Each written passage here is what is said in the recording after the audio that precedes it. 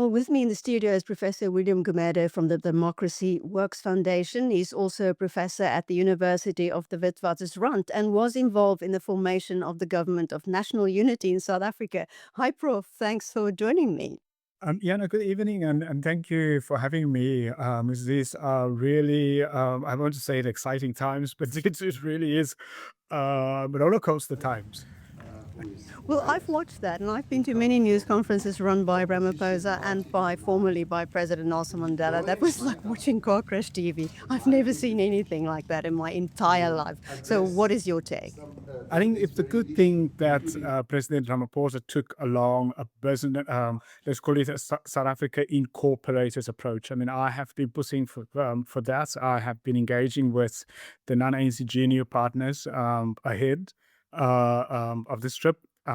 To advise them to try to put pressure on the president, but also speaking to ANC members and leaders. That's the best way to engage with the Trump administration with, is a SA Inc. approach, bring civil society and business and real business, not your business, your sort of state people making business out of the states, but people who are respected around the world as business people, but also importantly to bring some of the people that Trump admired, the golfers. I mean, I had suggested already late last year and early this year, many times publicly, to bring them in, Gary Player and so on. Unfortunately, his health was not up to it.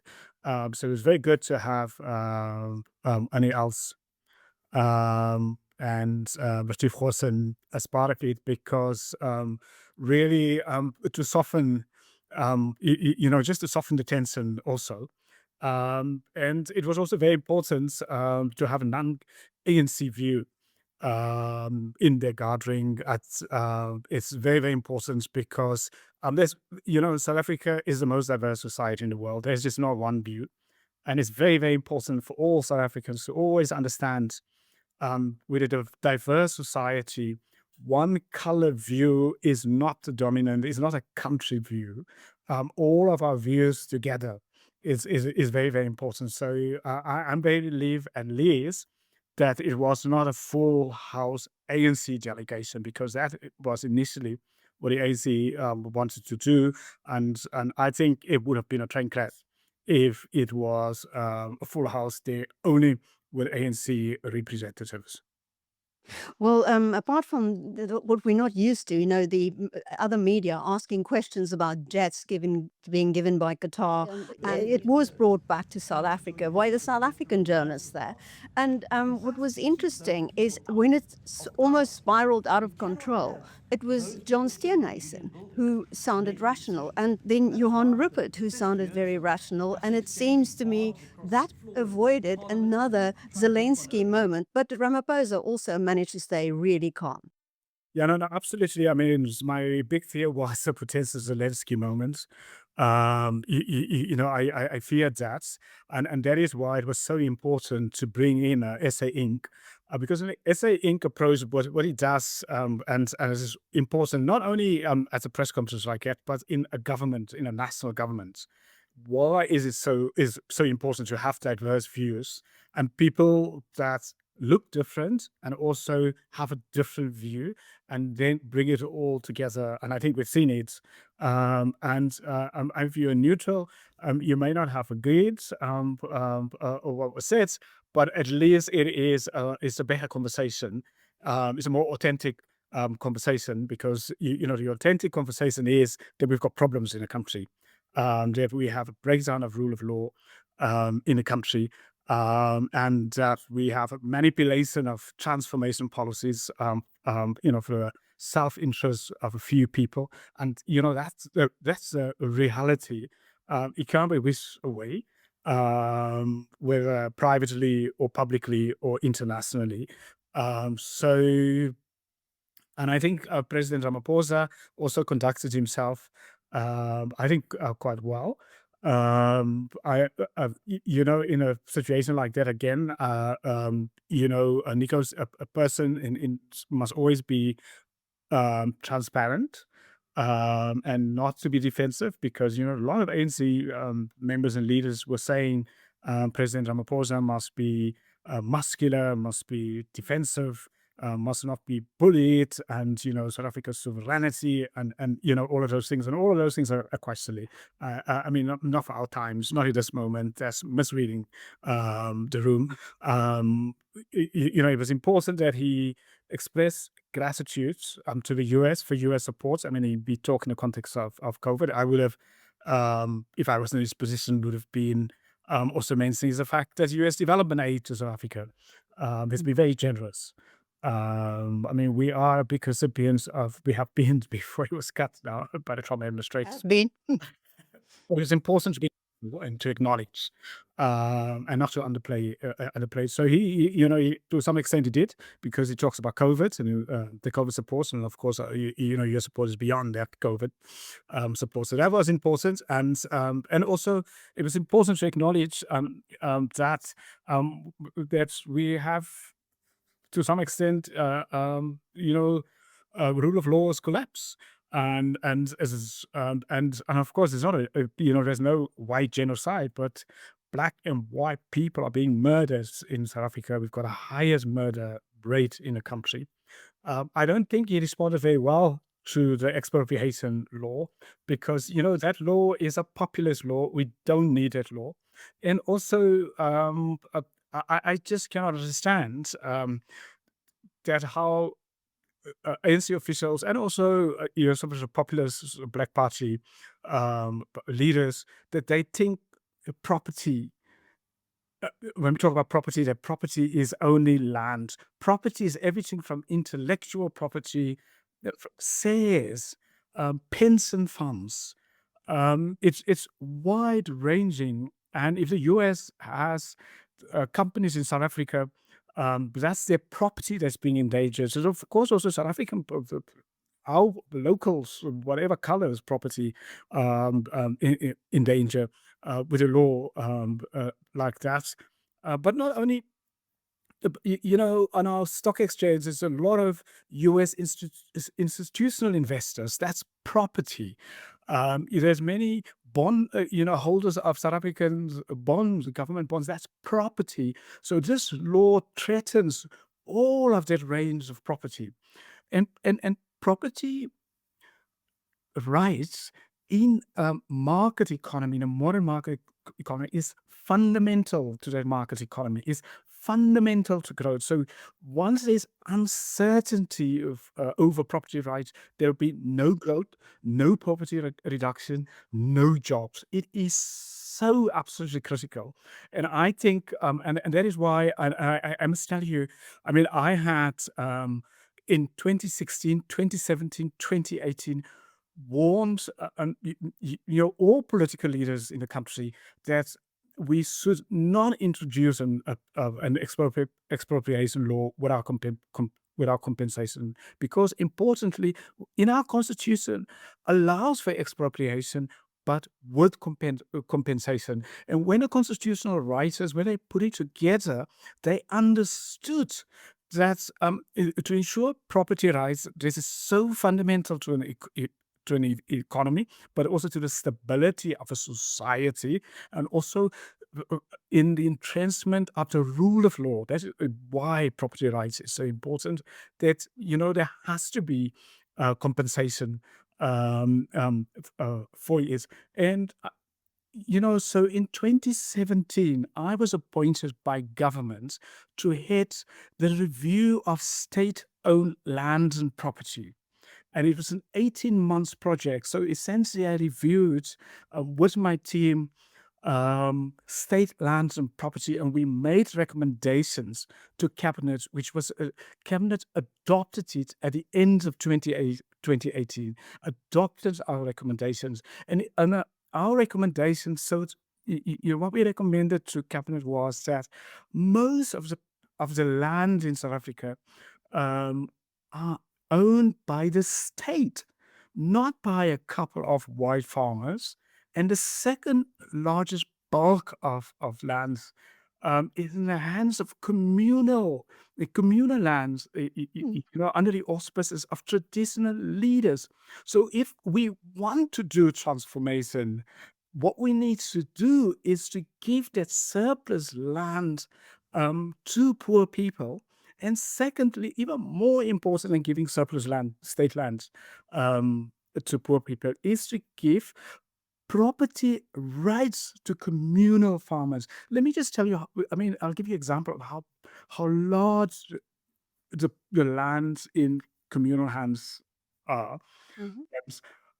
Two-thirds of the lands in KwaZulu-Natal um, is under communal property. The same almost in the Eastern Cape. I mean, that's the extent. So that is really where the transformation sits. Because if you own communal land in KwaZulu-Natal, you cannot use the land for commercial purposes because you don't have title deeds to the land.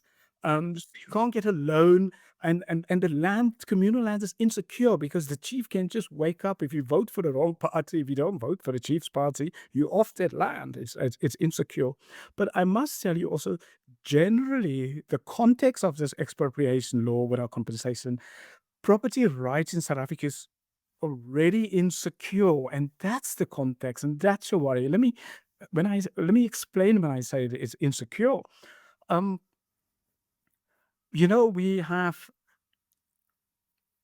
one of the highest crime rates in the world, and that's a property rights issue. So somebody can come in and break into your homes, steal your things, and never get prosecuted or held accountable because the police is ineffective. So that's insecure property rights.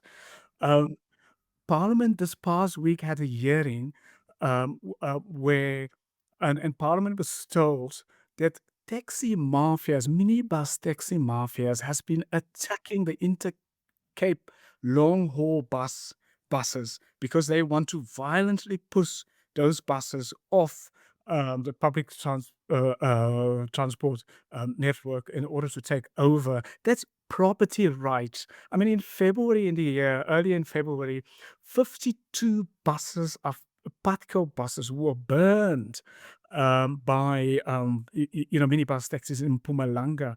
Property rights. Buildings are hijacked and properties are hijacked in Johannesburg, in the CBD. That's insecure property rights. So we've got a property rights issue. And even with the national health insurance scheme that has been proposed, again, that's another populist a policy. In that, it really, what it means, it is almost nationalization of private healthcare. That's a property rights issue that's insecure. So the law the property rights, the Property Expropriation Act, actually, in the context of insecure property rights in South Africa, undermines economic growth, undermine all of our effort to transform society, to deal with poverty and to deal with unemployment. In fact, I mean, it will worsen unemployment and poverty if we undermine property rights. Yeah, because that, as you said, that one wasn't very well addressed. But do you think some of the other issues, like white genocide, do you think that has been addressed a little bit by Mr. Rupert? Yes. So, President Ramaphosa, I think, didn't respond very well to that one because, I mean, firstly, there is no white genocide, but what there is and what has to be acknowledged, there people are murdered of all Mhm. races, and our rural towns and rural areas is sometimes almost no-go zones because of violence, and the president, as the president of the country, must acknowledge that. I mean, I've just given you the examples of insecure property rights. I have not seen the president stand up when somebody's been murdered or and so on, and go to a family and say, we will do something and put pressure on the police and so on. So so I don't think that question was answered effectively by President Ramaphosa, because without rule of law, again, we can't get economic growth, we won't get investments, We won't be able to deal with crime. And, and that is the issue. The reason why most African countries have failed the last 200 years has been one, because of lawlessness. You can't invest in lawlessness in a country where there's lawlessness or high crime and murder rates. It is fundamental if we want to transform and and help previously disadvantaged communities. We have to entrench a rule of law. There's no economic growth, no poverty reduction, no transformation without a rule of law. Well, you were the one that suggested that these negotiations should be done by South Africa Inc. And it was sort of a version like that. So, how would you like to see this going forward? Who do you want in the continuing negotiations? Because it seems there will be now. I mean, at least the door is still open and has maybe been opened a little bit wider. Who do you want in that team? Absolutely. I mean, the end of last year, I suggested that we have a South Africa incorporated, and that's how I called it, negotiation team, and that we exclude the ANC and the ANC members and keep them far away from any of the negotiations, and so on. And there's a reason why I said that, because the Trump specifically, and also many leaders in the Trump administration, they're not anti-South Africa, they're anti-ANC, because they see the ANC as anti-American. And the ANC has been anti-American for over a very long-standing period. President Ramaphosa did not acknowledge that. But the ANC has been anti-American. Given the generosity of the American people to South Africa, I'll take you back in 2018 when Nikki Haley was then the US's UN ambassador. She put together a report on voting patterns in the UN. So the countries that regularly vote and undermine the US at the UN, and South Africa topped that list. And she sent that report to the US government for action. So in that context, the ANC has been seen even by Democrats in the past as anti-American and supporting America's enemies, like Iran and Russia and China and so on, and being perceived to be anti-Israel.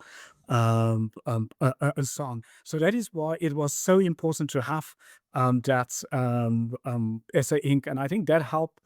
It could have been a Zelensky moment, but because it was a SA Inc., that helped to prevent it from plunging into a Zelensky moment between President Ramaphosa and President Trump. Now, going forward, I think two important things need to happen, and I've said this. I have said this before. One is it would be very, very important in a negotiating team that we bring business in that negotiating team.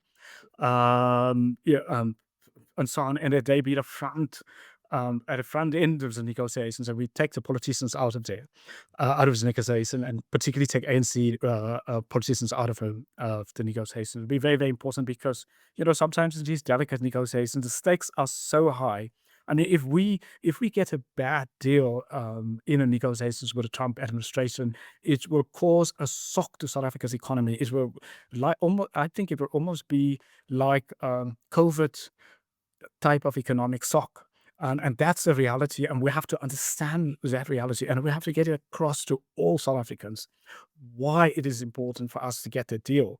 Because if we get at least a decent or fair deal, because if we get a bad deal, if unemployment will increase, poverty will increase in South Africa.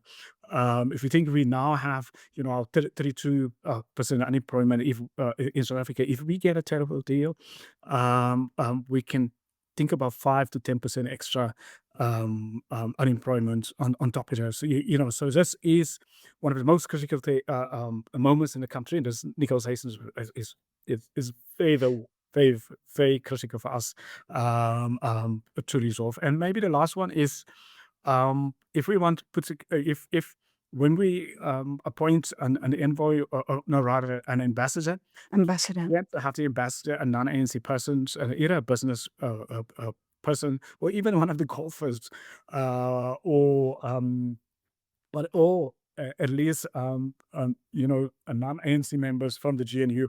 And I'm not saying this because I'm anti-ANC. I'm saying this because we need to read the room, and we have to be tactical as a country.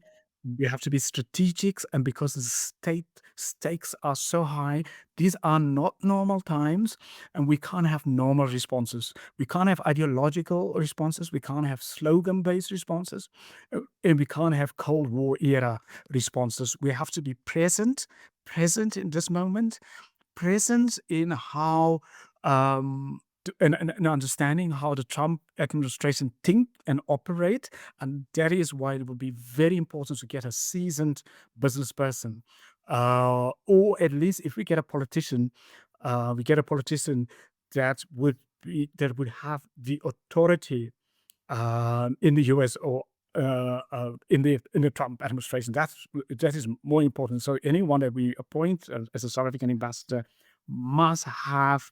must be seen as credible by the Trump administration, and that's very, very important. And that's not.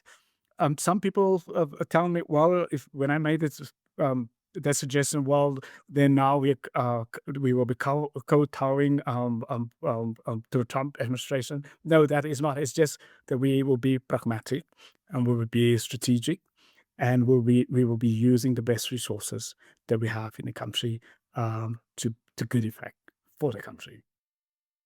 So would that be practical? If you lead the ANC out of the negotiating team, for instance, and not as an ambassador, wouldn't they always have to go back to the government to get approval for whatever they're doing? When one sends a negotiating team, you put the country's interests, and then leave it to the team to negotiate. Going back and forth. That's old style. That's the Trump administration doesn't do things like that. And we have to get used to that. Just Trump's strategy. If you think about his strategy has been he came in and he just skyrocketed tariffs.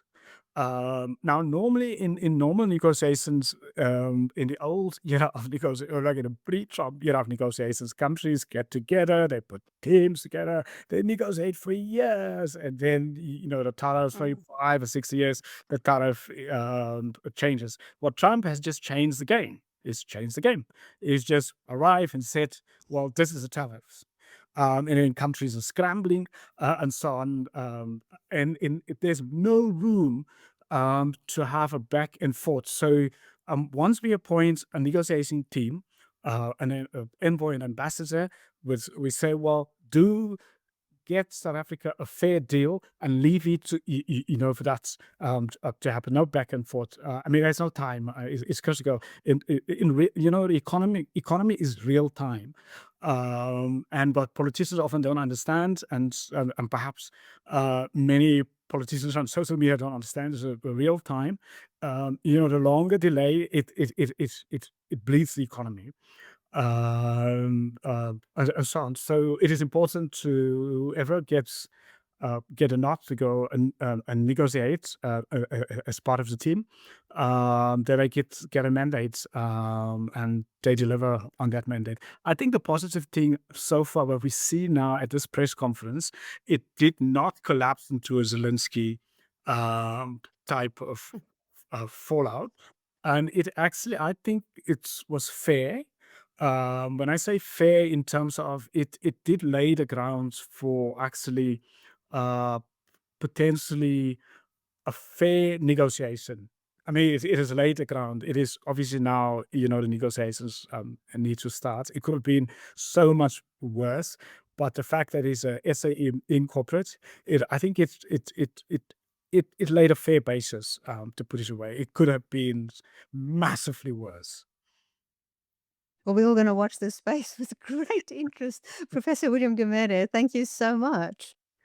No, no, no, no, thank you. Maybe this is the last one, just to say, look, just to have those golfers there, because what I did is I think they pulled the sting out of Trump, because it got him to focus on something he loves, golf, and and on and to talk to champions he admire, because he admired champions, and that's very important. I mean, sort of playing at his game, and it was also very important to have Johann Rupert there, who is a very good businessman, a very and a proven in not just an international business person. So in a market economy, that's what people will respect, and I wish as South Africa that we respect entrepreneurs and we don't look up to politicians. Countries fail, and African countries have failed terribly for over 200 years because people have too much respect for politicians and they don't have respect for entrepreneurs. Professor, thanks so much. Okay, thank you for having me. Bye.